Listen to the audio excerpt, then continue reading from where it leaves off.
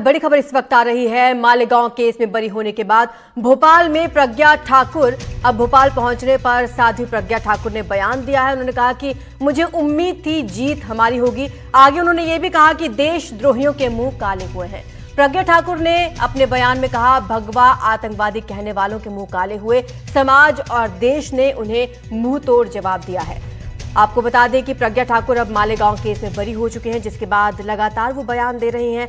भोपाल पहुंचने के बाद ये पहला बयान उनका सामने आया, जिसमें प्रज्ञा ठाकुर ने ये कहा कि जिन्होंने आतंकवाद के आरोप लगाए अब उनके मुंह काले हुए हैं। मुझे उम्मीद थी कि हमारी जीत होगी। खासतौर पर उन्होंने देशद्रोहियों इस शब्द का जिक्र किया। उन्होंने कहा कि देशद्रोहियों के मुंह काले हुए हैं, समाज और देश ने उन्हें मुंह तोड़ जवाब दिया। सत्य की जीत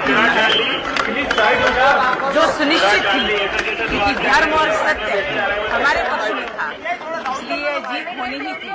सत्यमेव जयते, ये मैं पहले भी बोली थी। विधर्मियों के, देशद्रोहियों के मुंह काले हुए हैं, उनको जवाब मिला है और देश हमेशा धर्म और सत्य के साथ है। और ये मेरी भोपाल की जनता ने मुझे जिताया था और भोपाल की जनता मेरे साथ है, पूरा देश हमारे साथ है।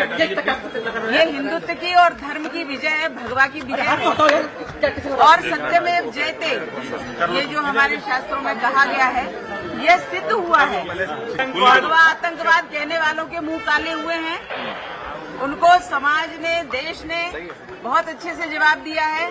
कोर्ट ने जिस प्रकार से निर्णय दिया है, एकदम स्पष्ट निर्णय है और वह उनके मुंह पर विरोधियों और भगवा को आतंकवाद कहने वालों के ऊपर तमाचा है। तो दबाव बनाया था और दबाव में लेकिन मैं आई नहीं और मैंने किसी का भी नाम नहीं लिया, झूठा नाम नहीं लिया। जो वो कहलवाने थे, झूठा प्रचार कर रहे थे, ये नाम ये लेना और इसलिए मुझे इतना टॉर्चर किया गया। तो दबाव बनाया था और दबाव में लेकिन मैं आई नहीं और मैंने किसी का भी नाम नहीं लिया, झूठा नाम नहीं लिया। जो वो कहलवाने थे, झूठा प्रचार कर रहे थे, ये नाम ये लेना और इसलिए मुझे इतना टॉर्चर किया गया।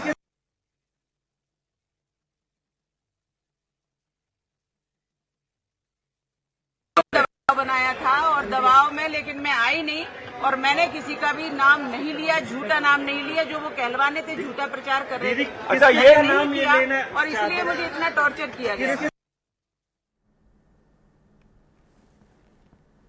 मालेगांव धमाके को लेकर साध्वी प्रज्ञा ने एक बड़ा दावा किया। उन्होंने कहा कि जांच के दौरान उन्हें टॉर्चर किया गया। इस दौरान नरेंद्र मोदी, योगी आदित्यनाथ और मोहन भागवत के साथ कई लोगों का नाम लेने के लिए उन पर दबाव डाला गया।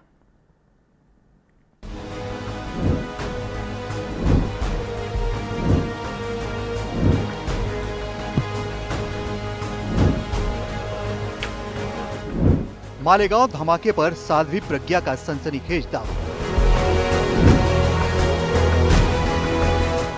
पीएम मोदी का नाम लेने का दबाव डाला गया। मोहन भागवत, योगी का नाम लेने का भी दबाव था। मालेगांव धमाके केस में बरी होने के बाद साध्वी प्रज्ञा ने अपने दावे से सभी को हैरान कर दिया। उन्होंने कहा कि जांच पड़ताल के दौरान बहुत बुरी तरह से पीटा गया। फिर धमकी दी गई कि अगर इन लोगों के नाम नहीं लिए तो और टॉर्चर किया जाएगा। मुझे टॉर्चर करना ही उनका उद्देश्य था और नहीं, अगर इनके नाम नहीं लेती हो जो वो कह रहे हैं तो फिर हम तुम्हें टॉर्चर करेंगे। तो उसमें सभी के नाम आए हैं, मैंने लिखित में सब दिया है। माननीय योगी जी का है, माननीय मोहन भागवत जी का है, माननीय सुदर्शन जी का है और हमारे इंद्रेश जी का है। हमारे फेफड़े की झिल्ली फट गई, मैं बेहोश हो गई।